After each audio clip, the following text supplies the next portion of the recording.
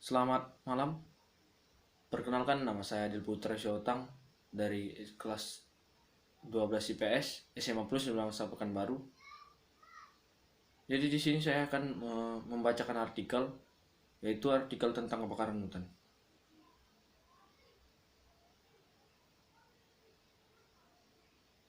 Pemerintah disarankan segera menangani dampak kebakaran hutan dan lahan atau karhutla yang semakin parah.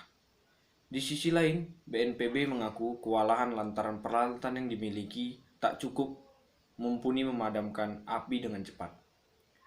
Warga di Pekanbaru, Riau, Sumatera, dan Palangkaraya, Kalimantan Tengah menyebut kabut asap yang mengepung sekitar rumah hari-hari ini hampir menyerupai kondisi terparah dampak kabut asap akibat kebakaran hutan dan lahan 4 tahun silam atau pada 2015.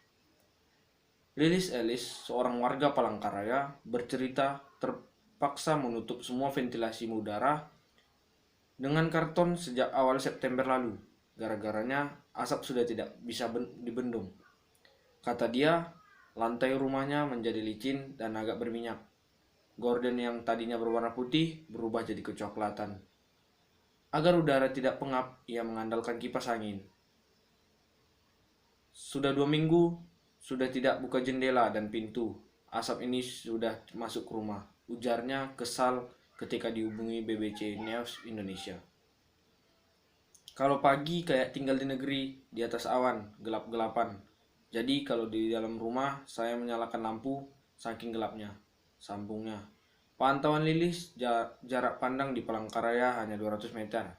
Parahnya, udara mulai menguning tanpa sudah sangat buruk. Indeks Standar Pencemaran Udara atau ISPU di Palangkaraya merujuk data Kementerian Lingkungan dan Kehutanan KLHK tertanggal 15 September pukul 15.00 WITA atau WITA. Termasuk kriteria berbahaya. Gara-gara asap pula ia harus bolak-balik ke rumah sakit karena sakit tenggorokan. Dokter mengatakan sakitnya itu karena menghirup asap kebanyakan. Selain itu, permasalahan di masyarakat tidak hanya mengenai kabut asap saja, tetapi juga ada mengenai peralatan pemadaman yang tidak cukup. Tapi pemerintah belum minta bantuan. Karena itu, BNPB menyebut sejak Januari hingga Agustus tahun ini, luas lahan yang terbakar mencapai 328.724 hektar.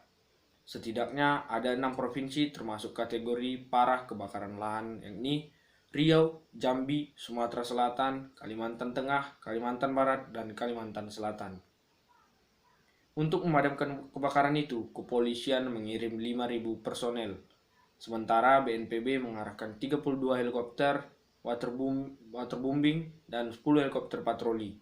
Meski menurut juru bicaranya Agus Wibowo masih kurang.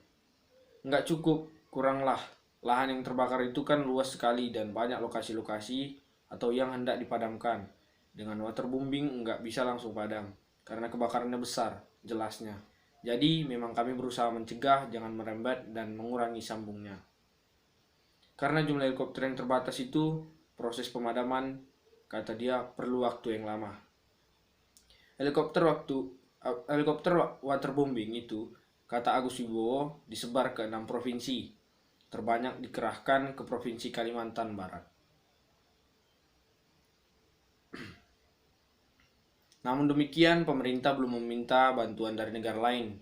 Juru bicara Kementerian Lingkungan Hidup dan Kehutanan KLHK, Jati Wijaksono, mengatakan pemerintah menjaga harkat dan martabat negara. Mungkin hanya itu yang dapat saya sampaikan mengenai artikel tentang kebakaran hutan. Apabila ada salah kata, mohon dimaafkan. Sekian dan terima kasih. Selamat malam.